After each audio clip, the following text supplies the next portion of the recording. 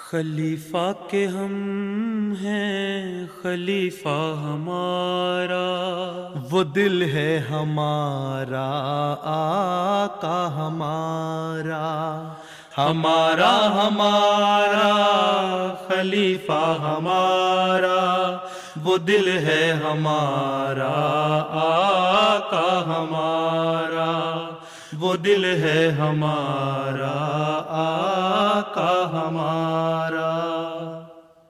Assalamu alaikum and welcome back to This Week with Huzur. We are honored to present highlights of a mulaqat with Khuddam from the USA. In addition, beloved Huzur Aidullah Ta'ala bin Nasir al-Aziz graciously granted an audience to Dr. Rajendra Singh, High Commissioner of Guyana to the UK. We begin with Saturday's mulaqat, where Hadrat Khalifatul Masih Aidullah Ta'ala bin Nasir al-Aziz graciously met with members of Majlis Khuddam al-Ahmadiyya from the USA. Last Saturday, Khuddam from the northeast region of the United States had the opportunity of having a mulaqat with Hazrat Khalifatul Masih V, Ayyadullah Ta'ala ibn Nasr al-Aziz. The Khuddam had travelled especially to pray behind Hazrat Amirul Mu'mineen and spend time in his company. They also had the opportunity to have a mulaqat, which took place in Islamabad. The Khuddam all have the opportunity to introduce themselves. حضور میرا نام مرزا مجادل احمد ہے. ابھی شادی ہو گئی ہے؟ جی. کتنے بچے ہیں؟ جی حضور آپ نے میرا نکاح پڑھایا تھا 2022 میں جب امریکہ نکاح پڑھانے کے بعد بچے کتنے ہوئے؟ جی حضور ایک بیٹا ہے میرا الحمدللہ، وہ بھی وقف نام ہے. میں ڈاکٹر محمد احمد اشرف جو ہیں فضل عمر اسپتال میں، وہ میرے سسر ہیں. اچھا اچھا. خاکسار کا نام وجی الرحمان مرزا ہے. خاکسار حضرت شیخ محمد احمد مظہر صاحب کا پڑنواسا ہے، اور مرزا فضل الرحمان صاحب کینیڈا مرحوم کا پوتا ہے. مرزا مبشر تمہارا چچا ہے؟ میرے تائے ہیں، سب سے بڑے تائے ہیں. اچھا اچھا. جی وہ میرے ساتھ پڑھا کرتے تھے. جی آپ کی کلاس والا. بوڑھے ہو گئے ہیں؟ جی حضور. ہاں جی نہیں، رسلا سے ویسے جوانی ہے کافی. جوانی ہے جی از ویری ایکٹیو. جی Assalamu alaikum. Sorry, my name is Tim Domino. I belong to the Albany Majlis. Team domino. Yes. اچھا. What does it mean? In the Christian faith, Timothy means honored by God, and my middle name is Michael, which means honoring God in the Christian faith. So now you have been honored by God and blessed by God now by accepting Ahmadiyyat Islam. Alhamdulillah. It is again a great honor. Yes, it's been a great honor. So It's been a you are not honored by name only, but by your deeds as well. Yes? Jazakallah. When did you accept Ahmadiyyat? A year ago, Year in ago. October. Have you started learning more about Islam now? I've been learning every day, and Prayer. I've been blessed with all of my brothers teaching me. Have you memorized Surah Fatiha, the first surah chapter? Alhamdulillah Rabbil Alameen. Do you recite in the... I've not memorized it, no, but I do. Try I do to have it memorize on it my. and know the meaning of it as well. Because when you are offering 5 daily prayer, in every rakat, you recite this prayer, and then you can easily memorize it. I know them in English. I'm still learning the Arabic. We should try to learn Arabic as well. Assalamu alaikum. Wa alaikum assalam. How are you? Alhamdulillah, I'm fine. Where are you from originally? Ghana? Yes, please. Ajay. Which part of Ghana? Wa, in the Upper West region. Jarwala. Yes. Achha. You all live there in the United States? I'm the only one in the USA. Yeah. All my parents are in Ghana. Achha. Yes. So now you are American national? I have student visa. You have student visa. Yes. What are you studying? I'm studying PhD in physics. So do you want to go back to your home country? Inshallah. Inshallah. Inshallah. To serve the nation? Inshallah. Inshallah. Just to remove and stop the corruption among the politicians and bureaucrats. Yeah? Inshallah. We are praying that, inshallah. السلام علیکم میرے پیارے حضور. وعلیکم السلام. وعلیکم السلام. میرا نام ہے ریان محمود، اور میرے ابو کا نام ہے فرقان محمود، اور میری دادا کا نام تھا بشیر محمود. کہاں سے آئے ہو؟ پاکستان سے آئے تھے؟ جی نہیں، میں ادھر ہی پیدا ہوا تھا، لیکن میرے دادا دادی پاکستان سے. اچھا ادھر ہی پیدا ہوئے تھے؟ جی ادھر ہی کمال ہے، تم نے بڑی اچھی اردو سیکھ لی. جزاک اللہ. दादी ने सिखाया था. क्या करते हो? जी मैं अभी स्टडी कर रहा हूँ क्रिमिनल जस्टिस में. अच्छा, लॉ पढ़ रहे हो? जी जी अभी लॉ पढ़ रहा हूँ, लेकिन मैं अभी सोच रहा हूँ कुछ मेरे हैं. स्विच ओवर कर जाना है जी मैं फोरेंसिक फील्ड में जाना चाहता हूँ. फोरेंसिक में? जी जी अच्छा, वो भी क्राइम से ही ताल्लुक है उसका भी? जी जी जी जी. ठीक है. वो छोटे से हो तो मुझे उठा के ना ले जाना. अस्सलाम वालेकुम हजूर, मेरा नाम आसिफ जमील है, मैं अभी बॉस्टन से हूँ. तो मैं अभी साइंटिस्ट हूँ हार्वर्ड मेडिकल स्कूल में, न्यूरो साइंटिस्ट. अच्छा, वहाँ की तो सुना है गवर्नमेंट ने एड बंद कर दी है अभी रिसर्च में. फंडिंग कहाँ से होती है?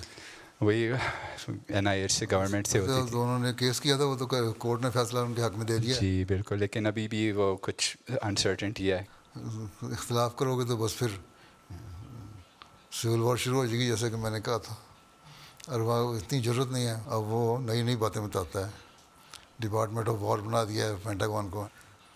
During the mulaqat, the Khuddam had the opportunity to ask questions to Hazrat Khalifatul Masih on a range of issues affecting the youth.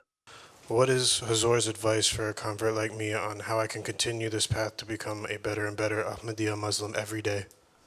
First thing, as I have already told, 5 daily prayers. Try to learn Surah Fatiha. Memorize it in Arabic, so they will have more blessing on you. And then meaning of it. Ponder over it.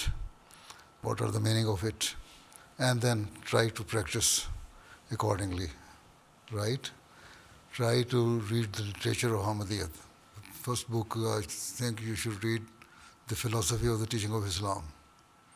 Right? And Ark of Noah. That will help you to increase your religious knowledge and understanding about Islam and Ahmadiyyat. So, when you finish these books, then you ask me again, then I will let you know. I'll send you a letter. Sorry. Jazakallah.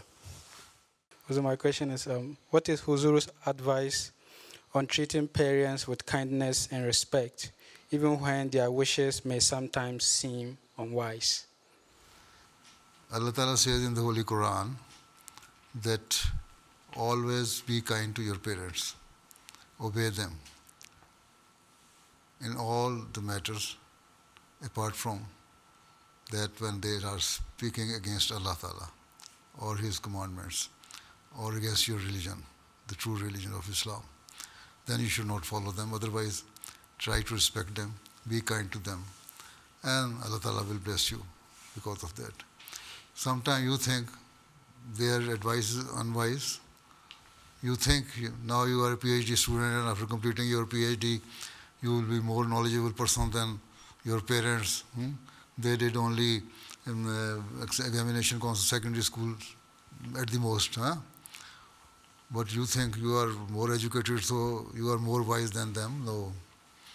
Whether you are more wise than your parents, even then, you should obey them, respect them. And in your tradition even, traditionally you will have to respect your elders. Yes.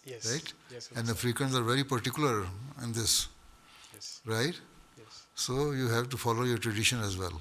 Yes. There are some good traditions which always match with the teaching of Islam. Yes.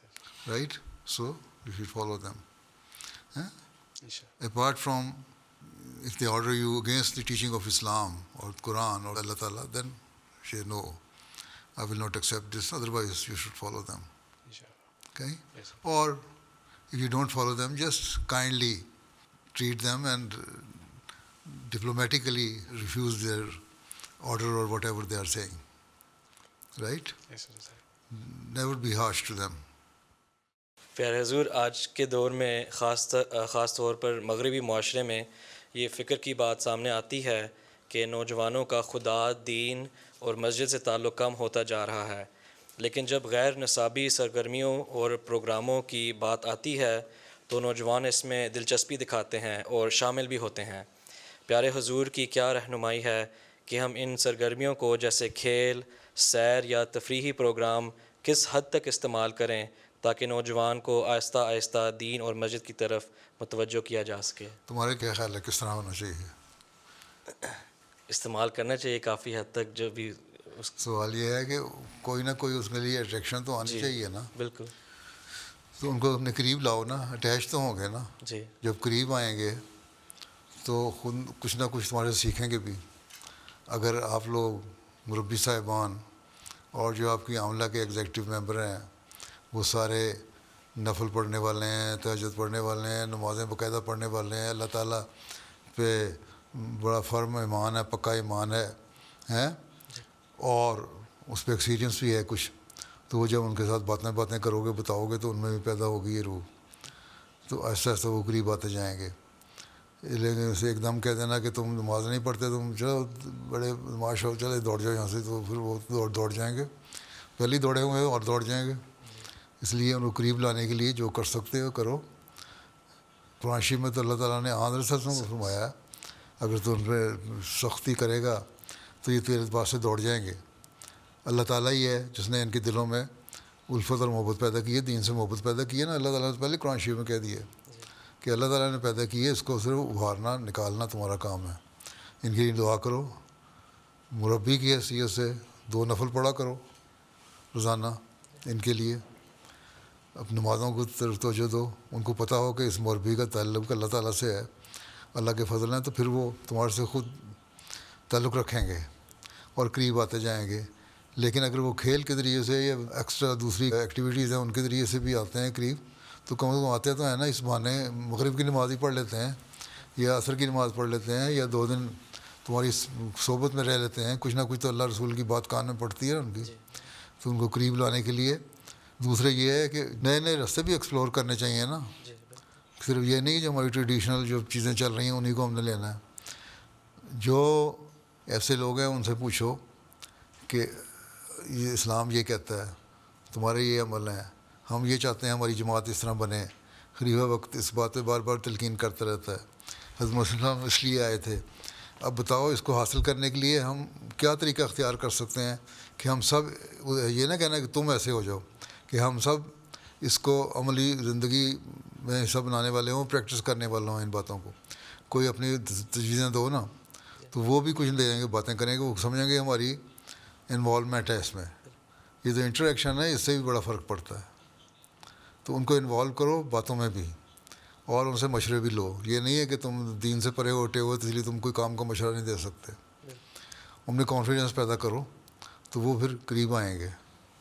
ٹھیک ہے جی انشاءاللہ. تم لوگ پہلے تو ڈرا دیتے ہو مولویوں والی باتیں کر کے ہیں. ٹھیک ہے, جی حضور, نوجوانوں کو قریب لاؤ. انشاءاللہ جزاک اللہ. اسی طرح نیو کنورٹس کو بھی جی ان کو بھی بتاؤ, آہستہ آہستہ قریب لاؤ. میرا سوال ہے, جب ہم کسی کو معاف کرتے ہیں تو اپنی دل کو مکمل طور پر کیسے صاف کر سکتے ہیں؟ اگر دل صاف نہیں ہے تو معافی نہ کریں, فائدہ کیا معاف کرنے کا ہے.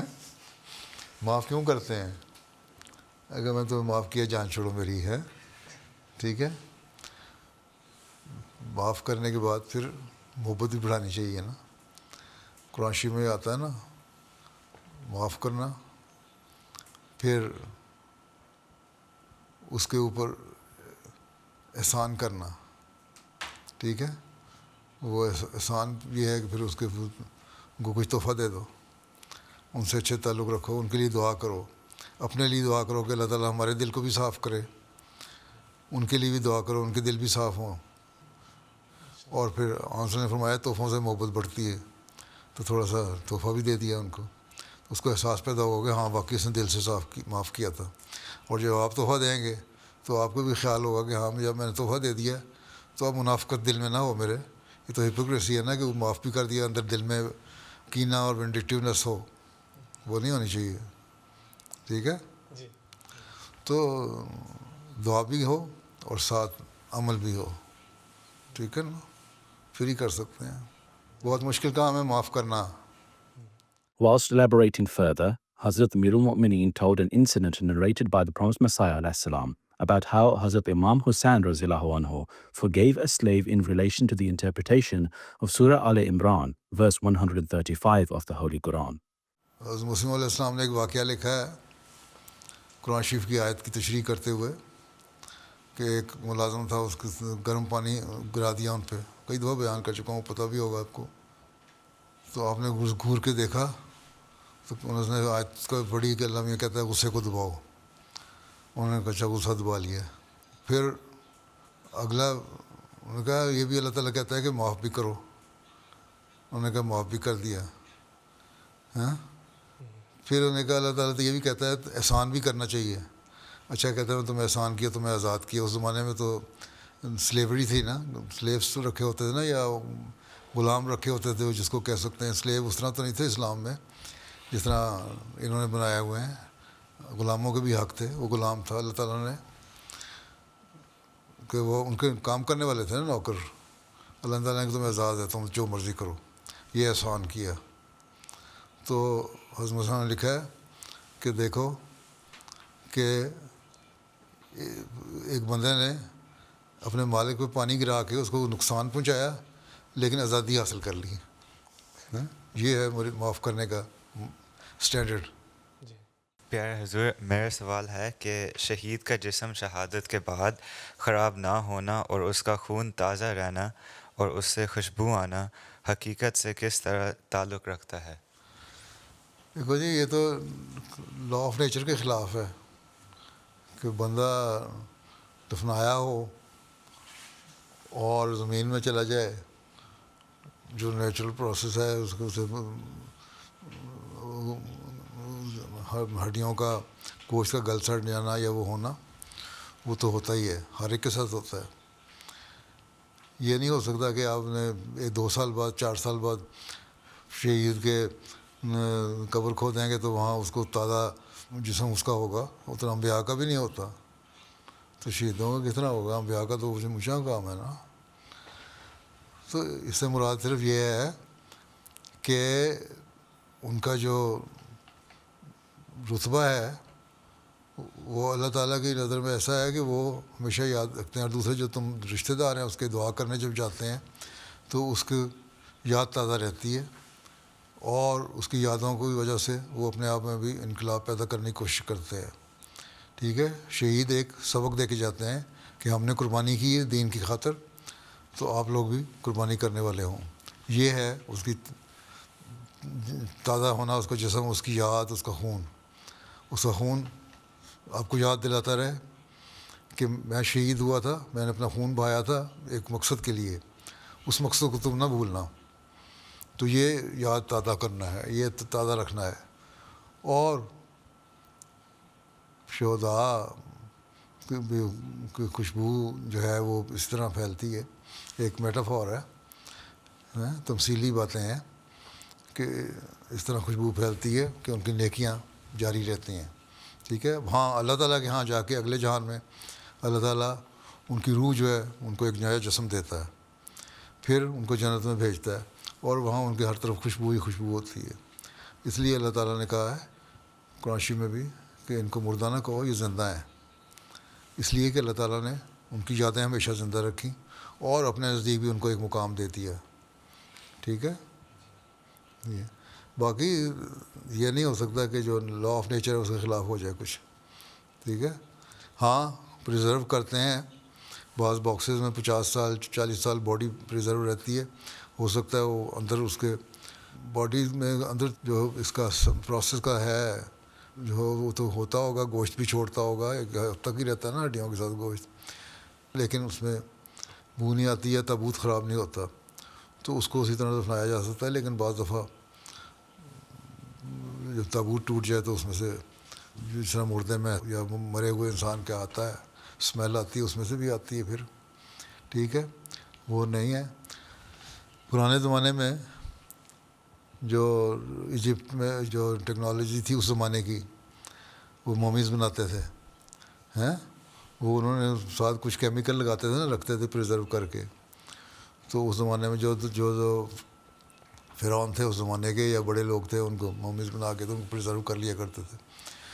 یہاں ابھی بھی رکھی ہوئی ہیں, میوزیم میں رکھی ہوئی ہیں نا مومیز, جا کے دیکھو. کبھی دیکھی ہیں؟ کبھی دیکھو جا کے تو پتہ لگتا ہے. میں گیا تھا یہاں ٹیورن میں بھی ایک ان کا میوزیم ہے, وہاں بھی انہوں نے مومیز رکھی ہوئی ہیں. تو وہ پریزرو ہیں وہ, لیکن پریزرو اسی طرح ہے کہ چہرے سے نظر آتے ہیں, باقی تو انہوں نے لپیٹا لپوٹا ہوا ہے ان کے گرد, کیمیکل لگا کے پتہ نہیں کیا کچھ لگا کے گیا ہوا, اندر سے پتہ نہیں کیا ہے کیا نہیں, لیکن باہر وہ پریزرو کر دیا. اسی طرح فرعون کو اللہ تعالیٰ نے کہا تھا کہ اب تم بچ تو نہیں سکتے, ہاں تمہارے جسم کو میں محفوظ کر لوں گا. اور وہ محفوظ کر لیے ممی بنا کے اللہ تعالیٰ نے. اور وہ اب فرعون اس زمانے کا, موسیٰ کے زمانے کا فرعون کی ممی اب بقی. تو یہ قرآن شریف کی یہ پیشگوئی بھی پوری اس طرح ہوئی. لیکن وہ ایک ٹیکنالوجی ہے, اس کے تحت وہ ہوا تھا, وہ بھی نہیں کر سکتے. لیکن یہ کہنا کہ جی صرف شہید ہو گئے تو محفوظ ہو گیا, اس طرح نہیں ہوتا. نبی نہیں محفوظ ہوتے تو باقی کس طرح ہوں گے. ٹھیک ہے جی. چلو اب تم نے تصویر کھنچوانی ہے تو کھنچوا لو. جی پیارے. باقی کسی کے پاس سوال ہیں تو لکھ کے دے دینا ان کو, وہ پھر لکھے ہوئے پہنچ جائیں گے آپ کو جواب. وہ پھر آپ وہاں اپنی جو میٹنگ ہوتی ہے نا اس میں پڑھ کے سنا دیں. جزاک اللہ پیارے حضور آپ کے ٹائم کا. As the mulaqat concluded, the Khuddam had the opportunity to have a photo with Hazrat Amir al-Mu'mineen and receive the gift of pens. On Tuesday, the High Commissioner of Guyana to the UK, Dr. Rajendra Singh, had the honor of meeting Hazrat Amir al-Mu'mineen. During the meeting, in light of the teachings of Islam, Hazrat Khalifatul Masih highlighted the importance of fighting corruption in order for nations to progress. I'm totally impressed by the work that is being done here and His Holiness' willingness to meet with me for such a long time, and it was terrific. It was very, very, very impressive to hear him talk about the poor, and I thought I explained where we are going in terms of increasing or decreasing the level of poverty in our country. One of the things I was intrigued by is knowledge of agriculture, and I learned after, just when I left his office, that his background, he has a background in agriculture. So it was kind of a pleasantry for me to have a conversation with him on agriculture. I myself, I was the CEO of a sugar company at one time, so there was a lot of things that I learned. And I was very, very, very glad to hear him say that once you can bring people together, the country would prosper, because that is exactly what we're trying to do in Guyana, is to bring all the races, all the genders, all the people together as Guyanese and as one Guyana. Those were highlights from just some of Beloved Hazur's activities last week. We now end with our final segment, the Friday Sermon Summary. In today's Friday sermon, Hazur, may Allah be his helper, spoke regarding the Battle of Hunain and the expeditions that followed. Hazur, may Allah be his helper, mentioned remarkable incidents of healing granted through the blessed touch and prayers of the Holy Prophet sallallahu alaihi wasallam. Eyes بیان کرتے ہیں کہ جنگ حنین میں میری پیشانی میں ایک تیر آ لگا اور میرے چہرے اور سینے پر خون بہہ کر پھیلنے لگا. رسول اللہ صلی اللہ علیہ وسلم اپنا ہاتھ مبارک میرے چہرے اور سینے سے پیٹ تک پھیرا اور خود خون صاف کیا, جس سے خون اسی وقت بند ہو گیا. اس کے بعد آپ نے میرے لیے دعا فرمائی. بعض روایت کرنے والے یہ بھی کہتے ہیں کہ آن صلی اللہ علیہ وسلم نے جو ہاتھ پھیرا تھا وہ آپ کے مبارک ہاتھوں کے نشان ان کے جسم پر بعد میں بھی رہے. حضرت خالد بن ولید جو کہ گھڑ سوار دستے کے امیر تھے, وہ ابتدائی مرحلے میں ہی بری طرح زخمی ہو چکے تھے, پہلے بیان ہو چکے, گر گئے تھے. ایک راوی بیان کرتے ہیں کہ جب کفار کو شکست ہو گئی اور مسلمان اپنے اپنے خیموں کی طرف چلے گئے تو میں نے رسول اللہ صلی اللہ علیہ وسلم کو دیکھا کہ آپ لوگوں کے درمیان چل رہے تھے اور فرما رہے تھے کہ مجھے خالد بن ولید تک کون پہنچائے گا. جب ان کے پاس پہنچے تو خالد کجاوے کے ساتھ ٹیک لگائے ہوئے تھے. حضور صلی اللہ علیہ وسلم خالد کے پاس بیٹھ گئے اور زخم دیکھ کر اپنا لعاب دہن لگایا, جس سے انہیں شفا ہو گئی.